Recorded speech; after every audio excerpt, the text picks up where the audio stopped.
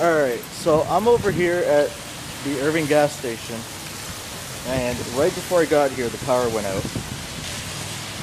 So all the computers got shut off, and nobody can pump gas. Oh, the lights are back on now. I tried to pump, nothing came out. All the systems are down and everything, so I'm stuck waiting until they reboot the computers.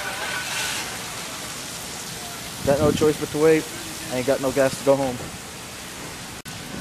So you just announced that it's gonna be another 15 to 20 minute wait for gas.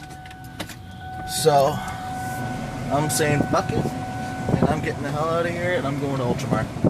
Irving's my best, my first choice really, but in this case I need gas, and I ain't gonna wait half an hour. If it was 5 minutes, yeah, but I ain't gonna wait half an hour.